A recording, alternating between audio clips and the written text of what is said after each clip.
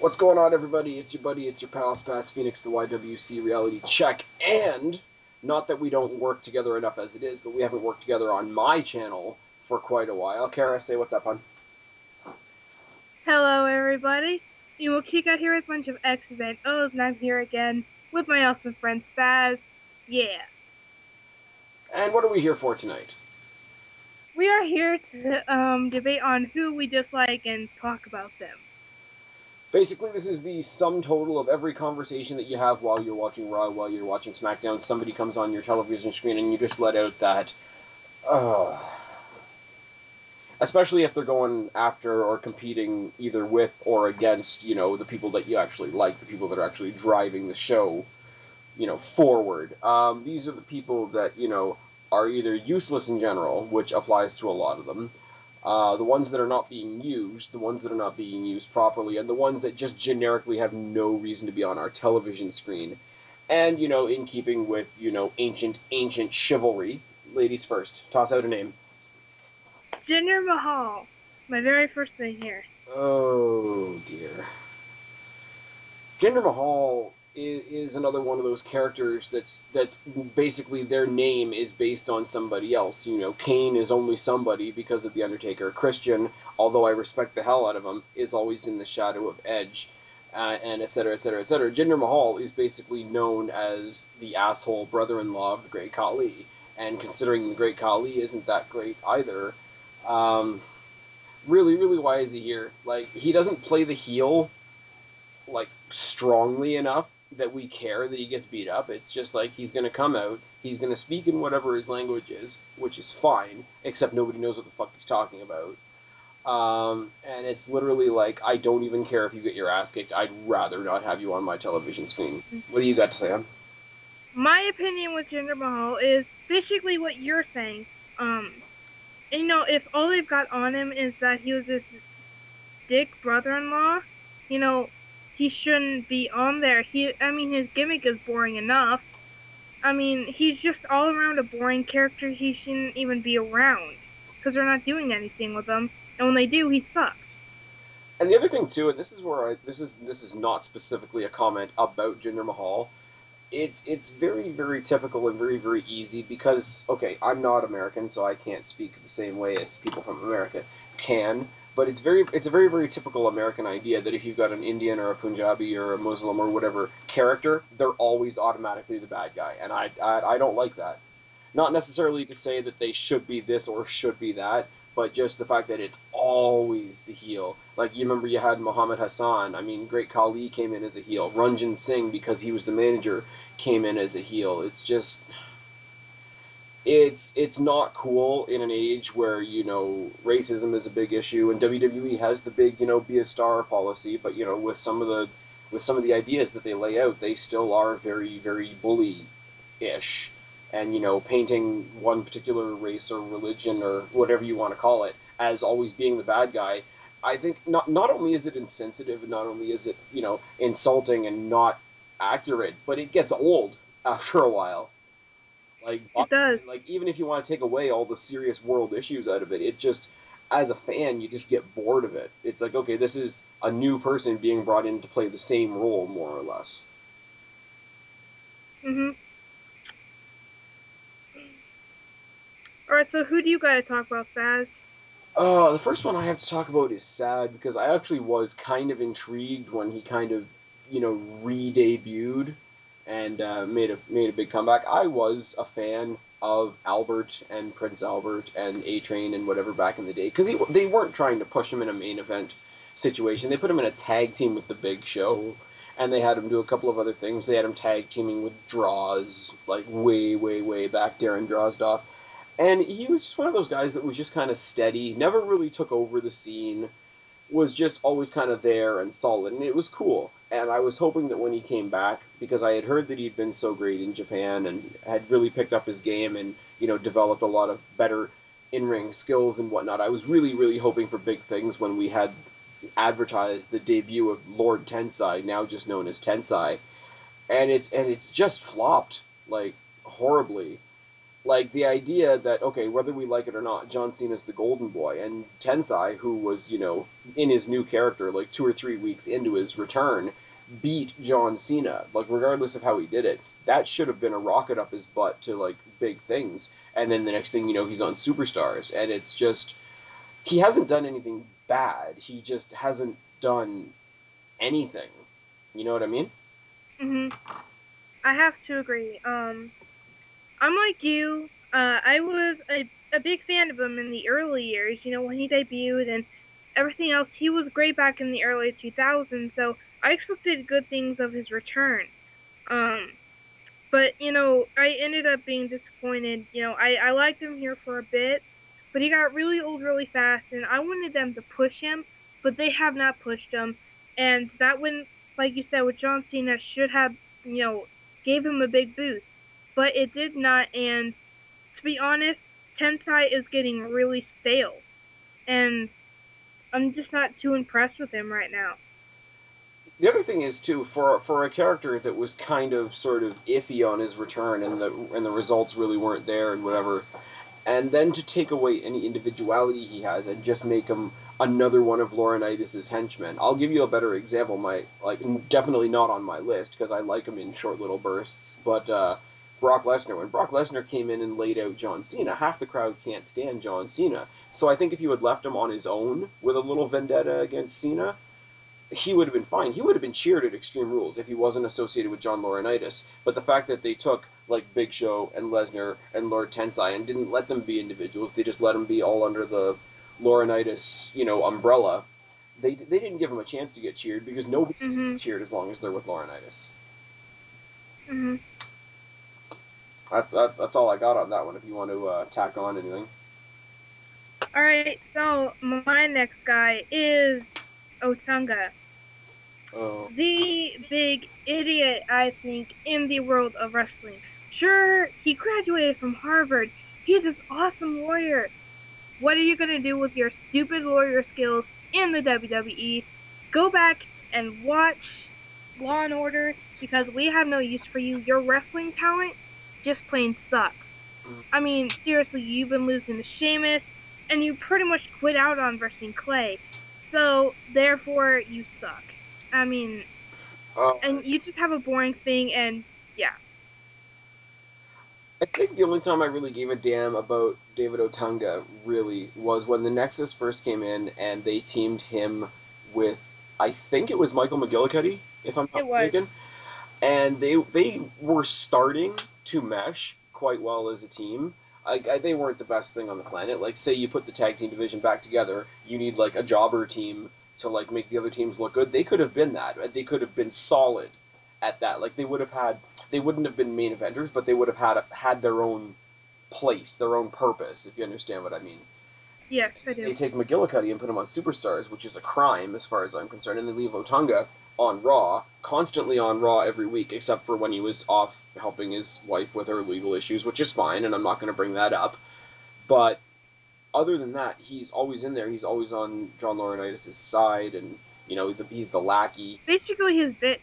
Well, and basically he's there to take a whooping from whoever wants to give John Laurinaitis a kick in the ass. And even then, he didn't have very many matches. Even then, it was like Laurinaitis got pissed at him and he'd put him in a match to punish him, but it's like he's not fighting the rest of the time, so why should I care? I'll give him a few things, okay? I don't even know if the Harvard thing is legit or not, to be honest with you. But if it is, congratulations. Go be a lawyer. Go do whatever. Drop business cards from the ceiling when you come to the ring. Whatever. I'll give him credit. He's fucking jacked. Like, he looks like he's cut out of stone, and I'll give him all the credit in the world for that, but that doesn't make you a good wrestler. That makes you a good, I don't know, model or something. Could be steroids, too. With the way the wellness policy's clamping down on everybody, I doubt it. True. With the amount of people that are out right now because of the wellness policy and suspensions and shit like that, do you think if a jobber like Otunga was doing steroids, he'd still be in the company? No. No. Yeah, no. And here's the thing now. He's another one that is we go back to we go back to the Jinder Mahal conversation where he's only big because of somebody else. After the Nexus story basically died, Otunga's entire identity became that he was Laurinaitis' psychic, and Laurinaitis, as far as kayfabe goes, is gone now. So where does that leave David Otunga? Doesn't leave him anywhere. Nowhere. And like all of a sudden, like his only identity is from Laurinaitis. He's going to try and strike out on his own now, and then they're going to wonder why nobody gives a shit. True. Alright, so I have nothing else to say about Otunga, so if you want to move on. It's my turn, isn't it? And yeah. Speaking of, John Laurinaitis' cronies, I'm sorry, The Big Show. I'm sorry, like, I know what he's supposed to be there for. He's supposed to be this big, impressive guy that anybody that they want to get over is going to come in and destroy. But if your whole job is to go in there and get destroyed to make other people look good, then you're not that dominating to begin with. So ultimately, the credibility you're giving to the next guy is like, okay, they beat a guy that everybody else already beat. He's slow, he's boring, he's boosting his mic skills. I will give him that. The promos that he had against Cena in the past little while have been good. The work that he's done in the ring didn't follow up on how good the promos were, which is sad. And alas, we finally disagree on this video. You know me as a Big Show fan. Yeah. So, I've seen you ridicule. Have to say, ridiculous. You do have some valid points. Basically, they're having him squash people. Squashing, and, I think that's part of what makes him so good. Like, he's a giant, okay? And lately, as the babyface, they had him be pretty shitty of a giant. Yeah, they had him be... Not saying that he was never a giant. He's always been a giant. But, he's never been the killer giant. The one, from every heel run that he's had, he's always been this big, huge killer giant. And this is why I like his heel runs, because in his heel runs, he actually shows potential. He actually has some wrestling ability. Hey, he beat the living crap out of Clay. That was amazing. But, I have to give him a lot of in-ring credibility. His promos are good. A lot better than his in-ring ability. But his in-ring ability around that is just pretty good. Except when he's a babyface, then he's just not great. Well, here's my thing, right? Like, your number one job when you're a wrestler, in any match, in any whatever, your number one job as far as putting on the show should be to make your opponent look good. Can we agree on that? To a certain extent? Anyway, not even if you don't agree totally, but you have to agree to that to a certain extent. It's at least half of your job. Now, here's what I've always said. Big Show, Great Khali, Kane, other big guys, like Great Khali before he started to suck. Like, those, to me, they're a separate section of wrestlers, because they're not like wrestlers, they're more like attractions. Which is fine, and they have their place, and I respect that. But what happens when you use them to put over somebody that's a legit good wrestler, like Punk, like Bryan, like I don't know who else you want to put in there, Ziggler, Rhodes, Orton, whoever. Those guys are going to have a better match with another one, with another great wrestler. You put a wrestler against an attraction, and the attraction can't hold up their end in a wrestling match, so it ends up hurting both parties. You can have an attraction versus an attraction, which is really what Big Show versus Mark Henry was, and I didn't mind that. But that was amazing, by the way. It was, if you're a fan of big guy matches, and big guy matches are great, but they don't, like, big guy rivalries don't last very long, because basically all you're doing is rolling two big boulders down a hill and seeing which one breaks, which is fine, but that gets old fast. You get two wrestlers, like, I'm sorry, I don't care what your opinion of any of them is, but if you put, say, I don't know, CM Punk, Daniel Bryan, Shawn Michaels, Rey Mysterio, Chris Jericho in a fatal five-way match, they're going to wrestle until the sun comes up, and it's going to stay interesting. Big Show versus Mark Henry match isn't going to have that longevity. You could have a short, quick, great spot match, but that's not great for the long term. And when you're a wrestling fan, if you want to pay attention to any storyline, and if you want to have a good storyline, it has to stretch out and play its course. But if the matches have lost their momentum before the storyline is done, that doesn't work. You get two great wrestlers that can always do something new in the ring, like Punk and Bryan, like we're seeing right now with the whole AJ thing and whatever. they can keep stretching the story out and keeping it interesting because they can do something a little different every time. Somebody like the Big Show, he's just huge, and he's a bulky guy, and he's tall, and he's twice the size of everybody else, so he has to be twice as careful as everybody else for one thing. It's just he's very, very limited as to what he can do. He has a very small role in the company that he does very well, and I will give him that, especially when he's a heel. But that small role we should only get in small bits, and we're getting way too much of the Big Show right now. If we were getting less of him, I wouldn't mind so much. If he was, helping some young guy come up and try to look impressive in the mid-card, then fine, I could do that. But what he brings to the table shouldn't be the main event, for sure. And you prove valid points, because you also have that situation, Kane's in that storyline, and I think that adds a lot of interest to that too. So I guess them facing smaller guys is always a better thing. But yeah, I think the thing with Kane, and Kane is not on either one of our lists, because I like Kane. Kane's not nearly where Big Show. I love Kane. Yeah, Kane's not in the same category as what I'm putting Big Show in, for sure. Kane definitely held up his own a lot better than I thought he would at the No Way Out pay-per-view, if I'm completely honest.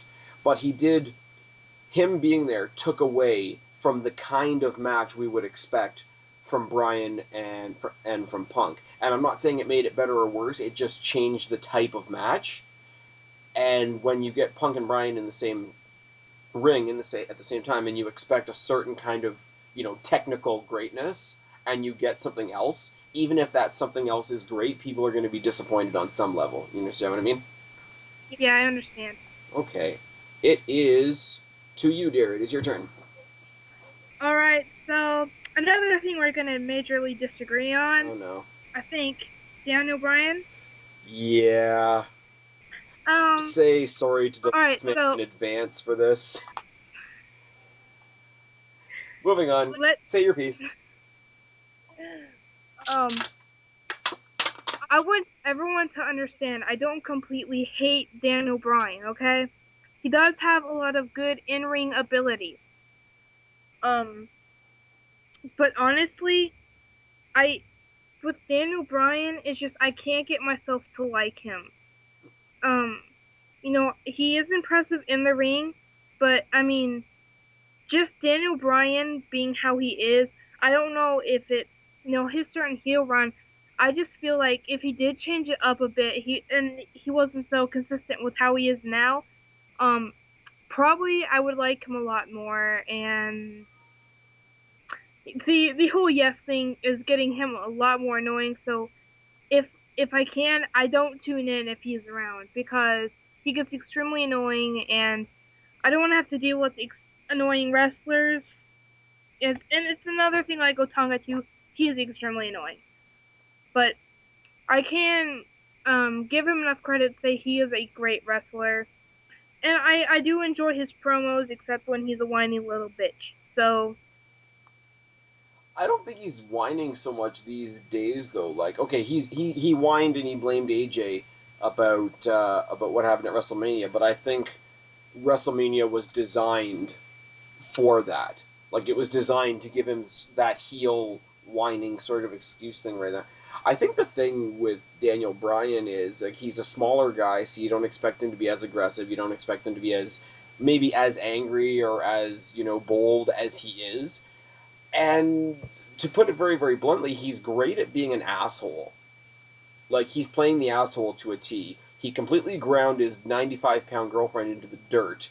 He sees where Punk is, knows that he's not quite Punk, even though their abilities are, like, right on even as far as I'm concerned.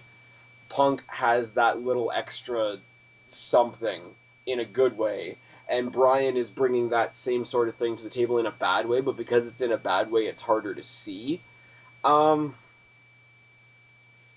I think a lot of the problem with him is when he's trying to come off as aggressive and being an asshole and just being a heel, he just comes off, like you say, like he's whining or like he's just being ignorant or arrogant. But there's a lot of people out there that would say that's just part of him being a heel. I don't know, the whole AJ thing, like, he genuinely looks like a creeper when he's talking to AJ. I mean, they all kind of do, but Daniel Bryan really does. And he's like one of the younger ones of the bunch. yeah, which is weird. And no, but I've heard other people say it too. Like, it's genuinely. Some people have actually said to me that they find it genuinely uncomfortable when Bryan is talking to AJ, and for them, it's uncomfortable for them to watch for a couple seconds. For me, it's like, yeah, that's because he's an amazing heel. But I guess with Bryan, with the points that you brought up, I can't necessarily debate the points that you brought up because they're true. It's just I guess they're absolutely true. I just don't see them as bad. But if on the level of interpretation that you're putting them out for, I can't deny them either. So, on to me, or did you have anything else to say? On to you. On to me. On the theme of big guys, what do we want to say about the Great Khali? He was good when he started out, okay? Right. He was a great wrestler. I appreciated, and I could say I was a fan of his. But here lately, what you've seen him in, he just sucks. I think it's reached a time where, yeah, it's pretty awesome, and it brings a lot of attention to have someone like him in the business. But to see how he is, he's not really that good of a wrestler anymore. And you see the matches, he is in matches, and he is being eliminated by little guys like Christian or Cody Rhodes, or Ziggler for that matter. And if they were that great of a wrestler, he'd be towering over all of them, but here he is being eliminated. And I just want to bring up a point. Royal Rumble, I believe, 2010, when SpazPhoenix was in there, it was she, in fact, that eliminated him, that kissed, and brought him over. Now, that just, buried him I think completely. what we're proving is if a diva kisses you before a match, you're going to lose. It happened to Bryan at Mania. It happened to freaking Great Khali at the Royal Rumble. It almost happened to Ziggler at No Way Out, but Ziggler was smarter than Sheamus, which is good. See, I'm on the opposite end. I was very, very impressed with Khali when he first came in. But at the same time, for him to be where he is now and be totally irrelevant, and when you think about it, he debuted in the WWE against The Undertaker. That should make you one of the biggest names in the company, and it just didn't. WWE tried really hard. They gave him his own match type in the Punjabi prison match, which was horrible. But none of that is the reason he's on my list. Like, this is the only one that's on my list, but not for an angry reason. Great Khali legitimately shouldn't wrestle anymore. The guy has bad legs from head to toe. Like, everything he does, he looks like he's in pain. I don't want to see him in the ring because it's just awkward and weird to watch. Well, and it's taking up time from other people that need the time. But more so, it's just like, I don't want to watch somebody genuinely torturing themselves for a paycheck. That's not cool. And like WWE's doing it because, he's a big name in India and they need to keep their representation or their fan base, around the world, which is fine. But I mean, you could repackage Jinder Mahal, like we've said, Jinder Mahal kind of sucks. But if you repackaged him, sort of gave him something new, maybe a new gimmick, maybe a good feud, whatever, you could still have that audience. Maybe even make him a face for once. It would turn the wrestling world on its ass, but hey, take that guy who's, and for once, don't give him, the terrorist gimmick or the guy that hates America gimmick or the guy that, is better than everybody else gimmick. Make him a face. Surprise the hell out of people, and that alone would get you attention. And that would get you worldwide attention. You don't need the Great Khali to keep trying to do what he clearly can't do anymore. And with Great Khali, it's not like anybody else on my list. I'm not saying he can't do it because I'm trying to insult him or because, I'm pissed off or whatever. It's just literally, it's like, dude, you're fucked up. Your body's fucked up. Go home and heal. Somebody will take up your place. It'll be okay. So that's all I have to say about him. So. Okay, it is to you, dear. Alright, so my next one is one we can mutually agree on is Jack Swagger. Alright, so I have to admit, he was pretty amazing when he came, and I think it was 2009 or 2008 in ECW. And he had this feud with Tommy Dreamer. That, in my mind, was a great feud. I liked that feud.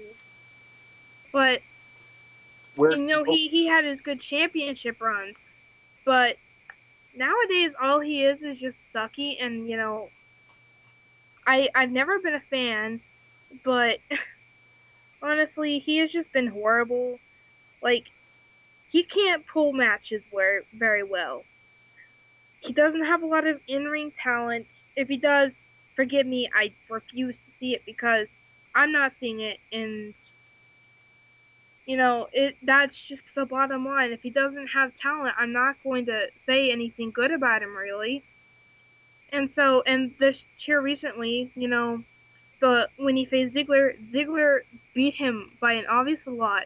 So, it obviously proved that Swagger is nothing right now. There's nothing they can literally do with him. Even if they face turn him, they're not going to do much with him. I have a couple of things to say. ECW, when it was around, I didn't like ECW as a whole, for the most part, like when WWE tried to recreate it, because it wasn't ECW. It was like Raw, SmackDown, and a third show, and then it became NXT. Like, it was basically on the level of Superstars.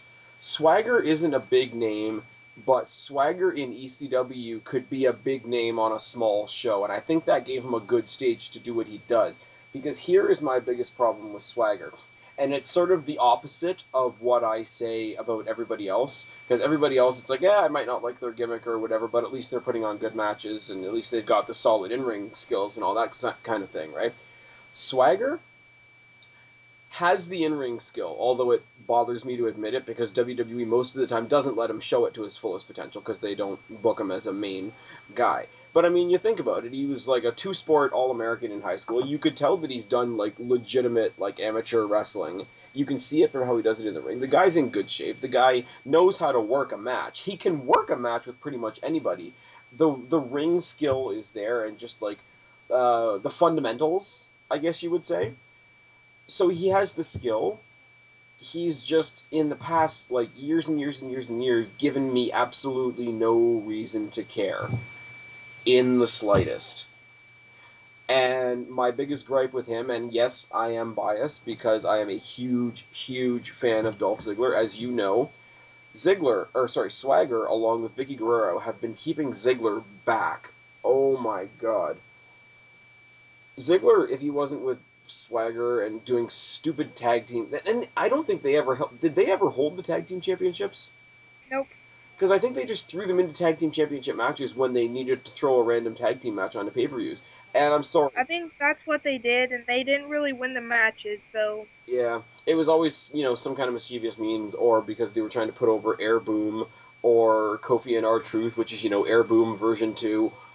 And like, it was never about them. So if you're not going to ever make it about them, then don't have them be a team. If he hadn't have been with Swagger and Vicky, I'd like to think that the crowd would have embraced him more already. You saw how much, even though Vicky was still with him, you saw how much the crowd was behind him at No Way Out. You saw how much they were behind him getting away from Swagger on Raw. I mean, with the following he has right now, he could dump Vicky and turn face tomorrow.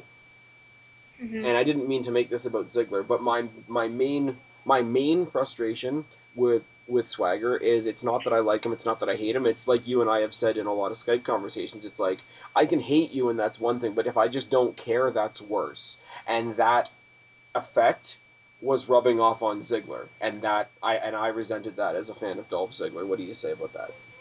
And while we're on the topic of Dolph Ziggler, on a side note that he's not on my list for once in my life. Because I've converted you! No. I am not a fan of Ziggler by far, but I appreciate his in-ring skills. Penny is impressive, therefore that's why he's not on my list. And The Miz is... awesome. There we go! I was going to say, if I had to spoon-feed you that one, I was going to cry. Anyway, is it my turn? It is your turn.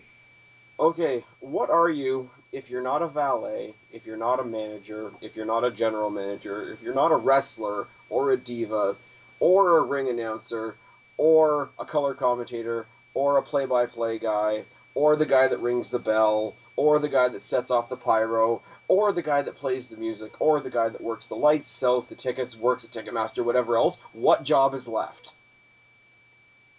WWE Really? needs a midget! Hornswoggle. Why the Of hell course. is Hornswoggle still in the WWE? Why? I mean, I'm even at this point, I'm over the fact that he basically destroyed the Cruiserweight Championship, which makes my heart bleed, because I love Cruiserweight wrestling when it's recognized properly. It's one of the main reasons I watch TNA.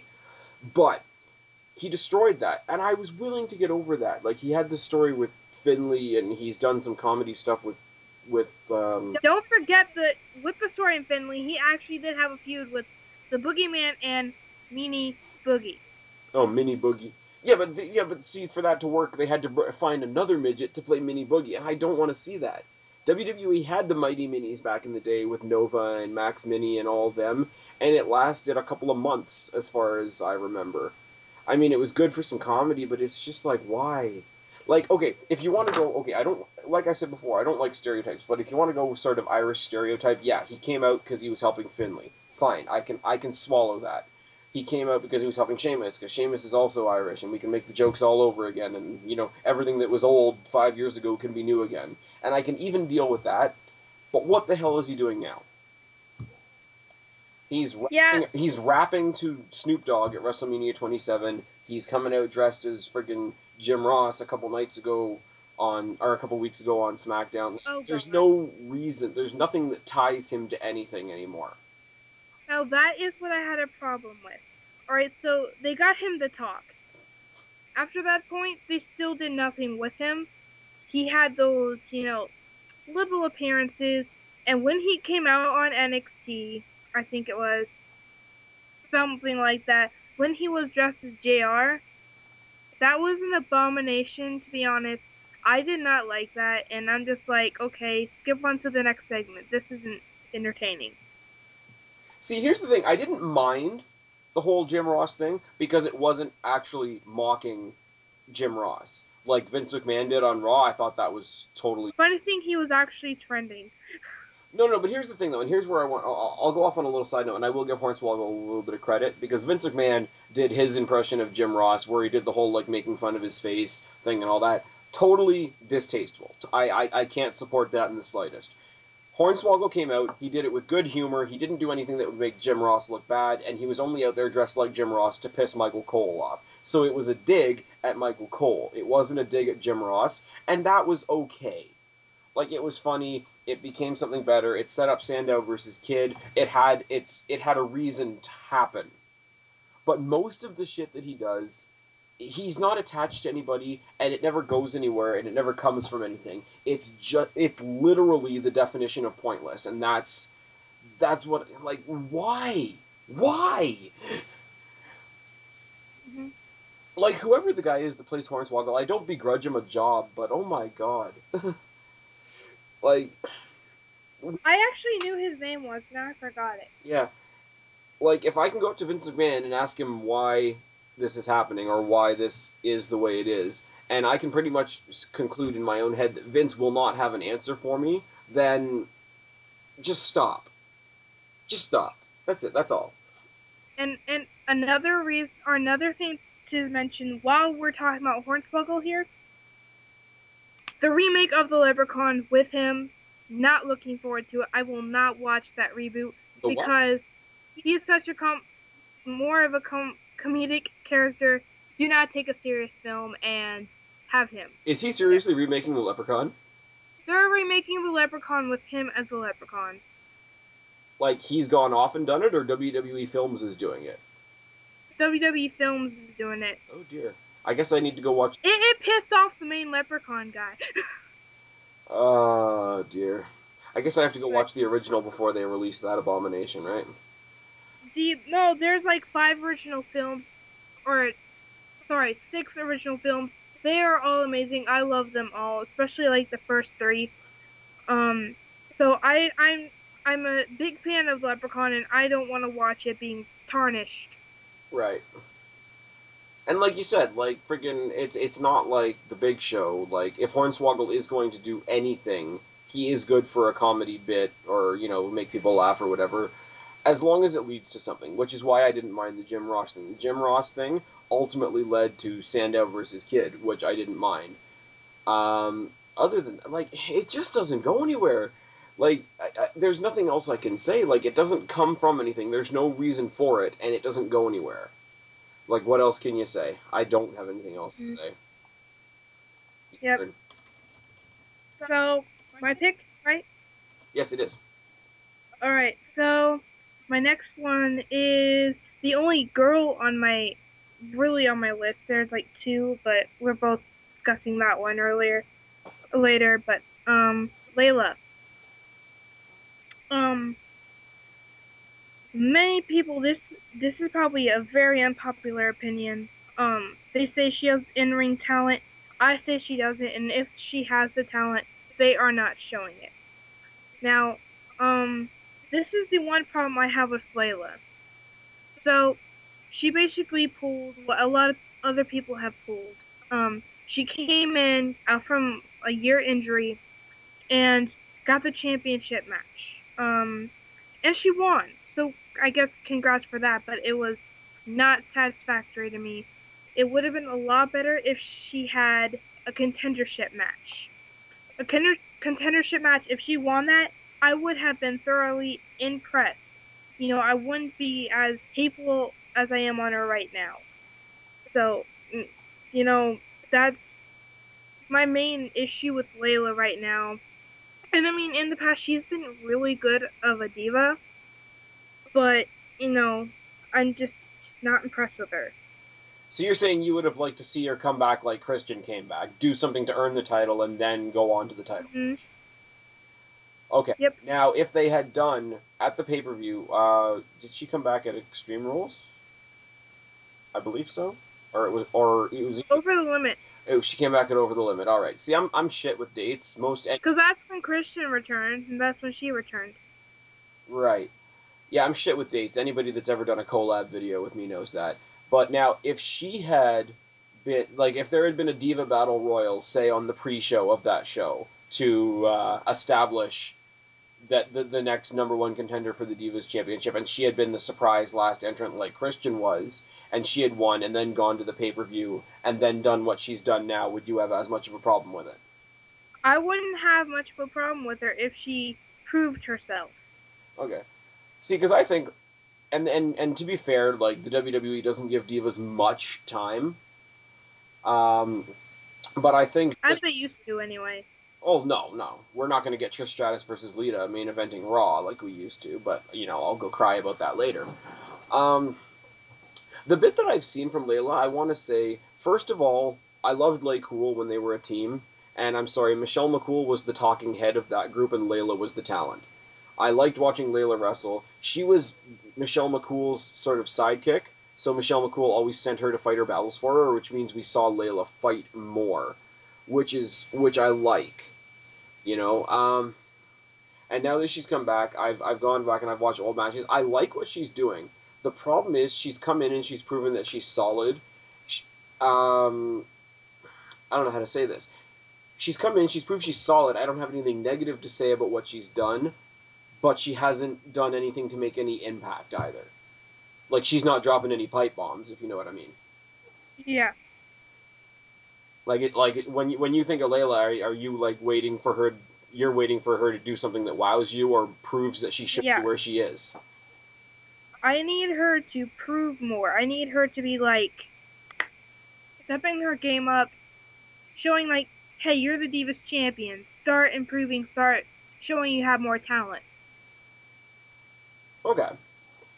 So if they gave her like a big breakout moment, if she came out and cut, like if Karma came back and then Layla cut a, welcome back to the WWE, but I'm still the Divas champion. If you want a title shot, let's have it right now. If they built up a big sort of opening promo like that, that would be the kind of thing that you would want to use to build her up.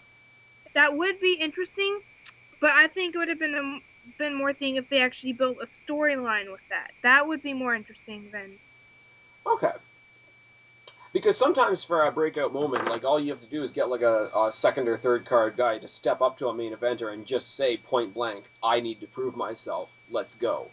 And to have something totally right off the cuff like that, I think would work in the Divas division. To have, because really the only giant or, big, tough, dominating person they have right now until Karma comes back is Beth, and that's who she's already feuding with. Like, she won the title off one of the Bellas, and I have no problem with that, because, I'm sorry, she can wrestle circles around the Bellas. Like, Layla, Yeah. other than, like, the tough-looking divas, like, other than, and my phone should fuck off because I'm doing a video. Moving on. Like, you've got Tamina Snuka, Natalya, and Beth, who are, like, the quote-unquote tough divas. But, I mean, if you take them out, like, you had the Bellas until they left, and you had Kelly, and you have Alicia, and you have... there's somebody I'm forgetting. There's somebody in the lower end of the Divas division that I'm forgetting. But it's like, if Layla goes up against any of them, and sort of, like, wrestles circles around them, I don't mind it, because I believe it. I have a harder time believing that Layla out-wrestles Beth Phoenix, but I think... It's all in, for me, like, the enjoyment I get out of watching a Layla match is I love her finisher, the layout, because she does it, and, like, she does it with intent. Do you know what I mean? Like, she snaps it off, and she looks like she's trying to take somebody's head off. And if you can be convincing that way, I do give you points, so maybe that's why Layla doesn't rub me the wrong way as much as she rubs you the wrong way. I get what you're saying. She hasn't had her wow moment.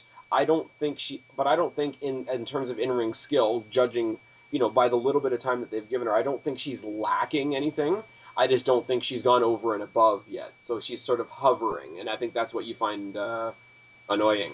Would that be correct? Yep. Okay, my turn. Another one we're going to disagree on. This should be fun. Santino Marella. Okay. His finishing move is a green sock. He's burying the U.S. Championship.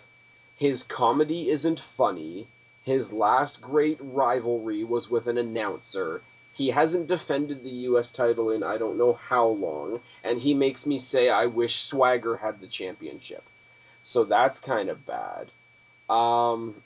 He doesn't take anything seriously, which means I can't take whoever he's in the ring with seriously. They keep trying, even though he's a comedy, ridiculous character, they keep putting him in main event spots. He, supposedly 2 years ago at the Royal Rumble, almost tricked Alberto Del Rio and almost won the Rumble. I'm sorry, I don't care if you think Santino Marella is the funniest guy on earth. He shouldn't win the Royal Rumble. He didn't belong in the Elimination Chamber with Daniel Bryan. I don't care how much anybody out there, and I'm not, obviously I'm not aiming this at you specifically, I don't care how much somebody hates Bryan and likes Santino. Santino doesn't belong in a championship match with Daniel Bryan. Like, the fact that he's crap, and his comedy is slapstick and bad, and because he's a comedy character, I'm sure he has wrestling skill. We saw it in his earlier days, and I will give him the credit for that. But because he's doing all the comedy crap now, like, oh, every time somebody's going to punch me, I'm going to do the splits and laugh about it, or I'm going to salute you while I'm dropping on you for a headbutt, and his finishing move is a green sock. His finishing move is... Okay, people hated years and years and years and years and years ago. Hogan versus Kevin Nash ended in the finger poke of doom. Santino Marella does the finger poke of doom every night. He just happens to have a green sock on his hand. It's ridiculous. Okay, so. Okay, go ahead. As odd as you find this, I am not much in debate about this. A few points, though, I do want to make clear here. So, yes, he isn't that great of a wrestler right now. They haven't been doing a whole lot with him. And he's just really annoying as how he is right now. He just needs to drop the Cobra. It was good for a while, and now it's just extremely boring. Elimination Chamber, he actually came pretty close in there. That was a great match, I think. But again... No, he was booked to be close to win. I'm sorry to cut you off. I really, really am, and I don't mean to be disrespectful, but what he is and his job in the WWE, he shouldn't have been booked that close to beating Daniel Bryan. That makes my stomach turn. Santino, okay, what is your immediate response when I say, your winner and new WWE champion, San Goofball Marella? I believe he's not main event material yet. Bottom line, he's good for mid card. Right now he doesn't even need a title. You're right, he is bearing the US title. I can't deny that. But he's kind of one of them goofball characters that, shouldn't be taken, into main event matches or, title matches. Just have him go around goofing around. That's just basically what I want to do. And one thing I want to point out is this was when I found him really amazing, is his debut. And if no one else remembers it, oh, absolutely. Basically, what he did is, it was 2007, I believe. He came in, and he came out in front of the audience. You don't have a lot of that anymore, but he came in, beat Umaga, and then he officially had his WWE contract, which it's screened and scripted, so he was probably obviously still a WWE member. And in that time, he had segments with Jericho. He had segments with a bunch of other people. So he was amazing then, and now I just can't take him seriously. I just watch him for entertainment. Right. And here's my thing, and here's what I want to say. And I'm not putting, and again, it's one of those I don't know people's real names thing. I'm not putting down his in-ring skill because we saw him when he debuted. We saw him sort of immediately after he debuted, and he was solid. Like, I wouldn't say he was anything stand out, but he had his moments. He had, he shared ring time, and he had good matches with reputable guys, which is fine and wonderful. And I won't take that away from him. It's just the fact that because of the way WWE uses him, he can't show that. If Santino back then, if we could have the Santino from back then holding the U.S. Championship now, I wouldn't mind it so much. But what happened after that? He hooked up with Maria, and then he crumbled. And then he ruined everything. No, but seriously, he hooked up with Maria, which nobody could believe. First of all, second, and he was heel. And he was heel then, exactly. And he did not starts being an asshole to Maria, who everybody loved at the time. He's the last person ever that should try to be heel. Ever. Unless they gave him a serious gimmick change. And then and then from there he went to SpazPhoenix, and he ended up being the bitch of Glamarella. And then they had him as Miss WrestleMania 25 when he did the whole Santina in drag thing. And this is not, anybody out there that dresses in drag. I'm not judging anybody. But when, it's like when Harvey Whippleman won the Divas won the Women's Championship. It's like, no, there's only one guy that's allowed to hold a Women's Championship, and that's fucking, what the hell's his name? Eric Young, because he's awesome. Other than that, don't do it. Just don't. And then, oh my god, and then they had him with Kozlov, and it's like, oh, let's just throw together the Odd Couple, and then that tag team wouldn't die. And then they've got rid of Kozlov, and then they had him doing comedy shtick, and they had him, doing tea time with Sheamus, which was horrible. They had him team up with Ryder for a while. They had him team up with Brodus Clay, which was ridiculous. And here's the thing. I don't hate all comedy guys. It's gonna, by the end of this video, it's gonna sound like I do. I don't mind Zack Ryder. I really don't. He's a goofball outside the ring. He's a goofball on YouTube, whatever. He's a little bit, he's a little high-strung and a little hyper and whatever. And some of that comes into the ring, but it's not so much that it doesn't cover up the fact that he's still a solid wrestler. If you're a comedy guy, that's fine. It's like the Hurricane. The Hurricane didn't get shoved down our throats all the time. The Hurricane was fun. He was good enough in the ring to hold up his end of a match, and that was it. Santino's being crammed down our throats like we should believe he's a main event. And he's not. And I'm sorry. Alberto Del Rio should have ripped his arm out of his socket on Raw. Just saying. Alberto Del Rio has come back from injury to save us, and I'm losing my voice. Moving on. And I think I'm done ranting on Santino.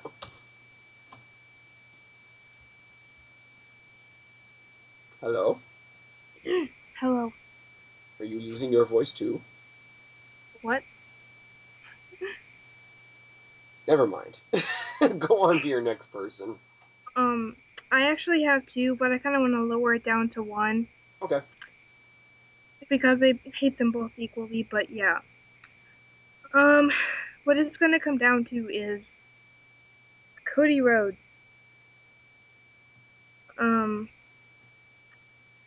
And he's one of those people I can still say he does have in-ring talent, but I just don't like his gimmick.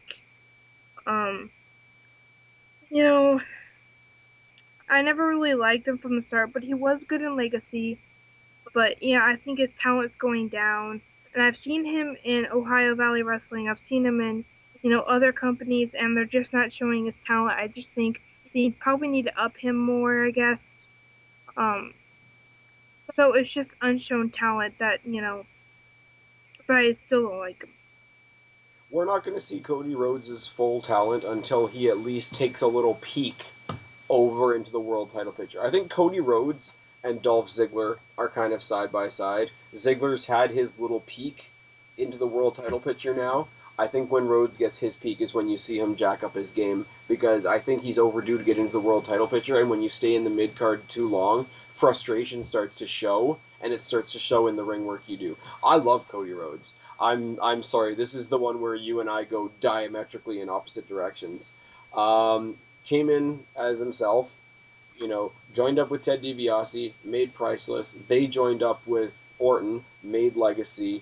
They rebelled against Orton to have a triple threat heel versus heel versus heel match at WrestleMania that was actually really good to watch.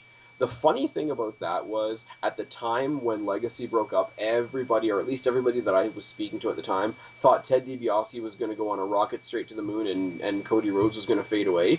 And where's Ted DiBiase now? You can't Nowhere. You can't find Ted DiBiase unless you're watching NXT or friggin' Superstars or friggin' dark matches or whatever. But what did he do from there? He did some solo stuff. He tagged up with Drew McIntyre for a while. He then got voted the most handsome man in the WWE or some shit like that on a diva poll. And then he got really annoying. And then we got the dashing Cody Rhodes. But you know what, though? It was annoying because it was supposed to be. When he did all the, I'm going to tell you how to better yourself videos, yeah, they were annoying as fuck. They were supposed to be. I ate it up because it's like, you know what? You're being an asshole and you're doing it properly. And you're being completely ridiculous. And he's sitting there talking about trimming nose hairs like he just wrote the speech of independence. But it was bullshit and it was absolutely ridiculous. But he went out there totally convinced that what he had to say was the most important thing to say that day. And that's why I liked it. And then his dashing image got ruined by Rey Mysterio. He went into the whole deranged thing. And there was a point in the, deranged masked Cody Rhodes thing where I was actually comparing him to Mick Foley in Mankind because I thought he was playing up the Disturbed angle quite well. And then when he broke free from that and his confidence went through the roof, he had great matches with Orton, he had great matches with Sheamus, he had I think he had great match with the Big Show? Or no, he had great match with the Big Show at WrestleMania, which he lost, which was bullshit, and then he made Big Show look like a goof at Extreme Rules. What else was I going to say?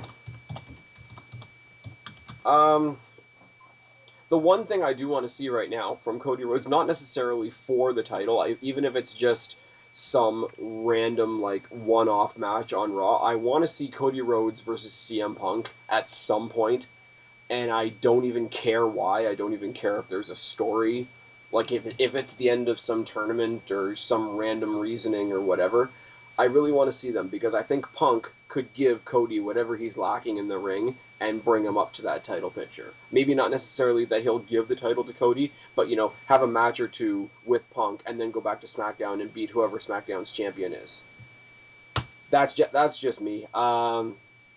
You and I, there's a lot that you and I, butt heads on, disagree on, Santino being one of the big ones, Cody Rhodes being one of the big ones.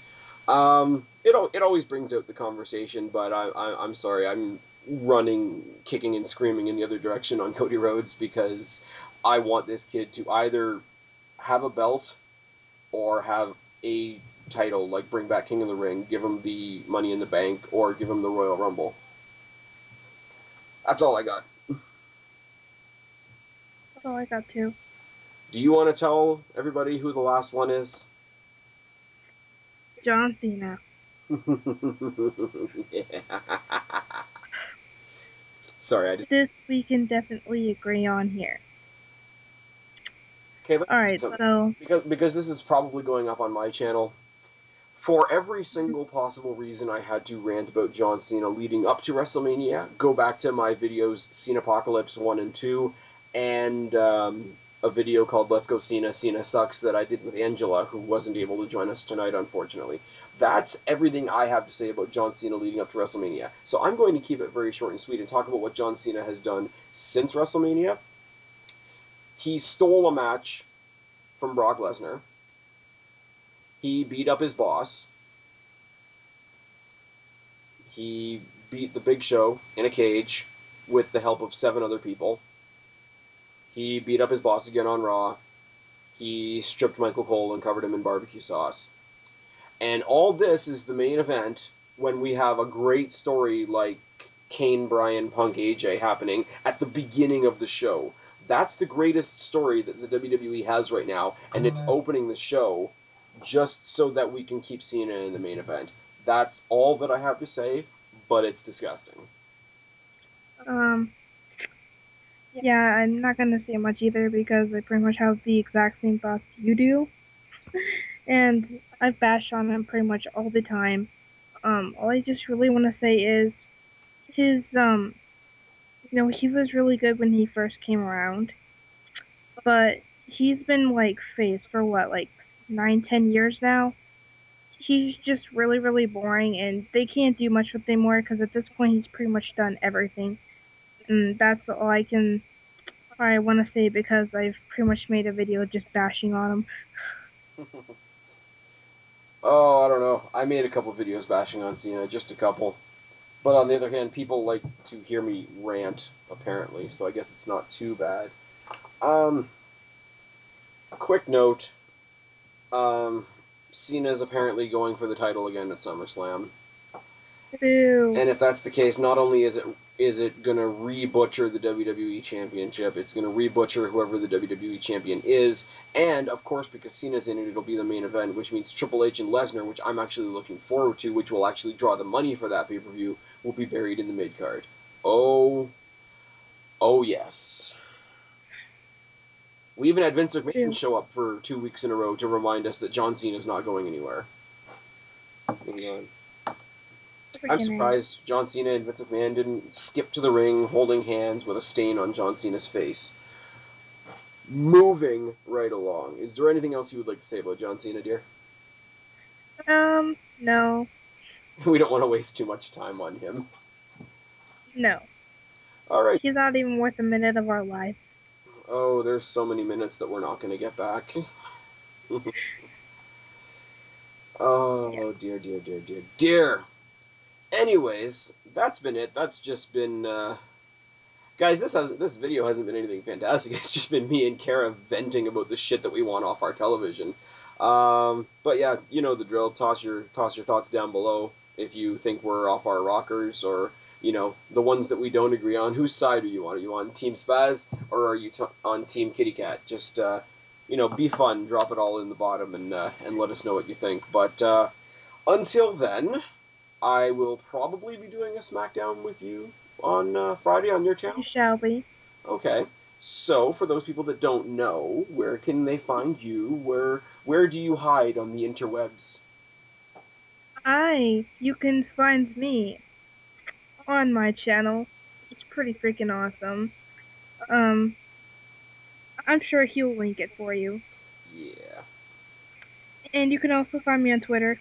He'll link that too, but be sure to check out every Friday, because Spaz seems to be my guest every Friday, so we're kind of making a routine of it.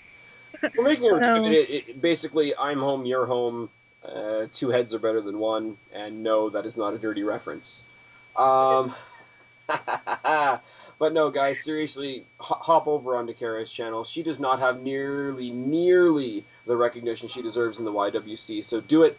Personal favor to me, go check out Kara, give her some love. Emo Kitty Cat with a bunch of X's and O's. And, yeah, her dealy and information and all that sort of thing, and Twitter and all that sort of fun stuff will be in the box below.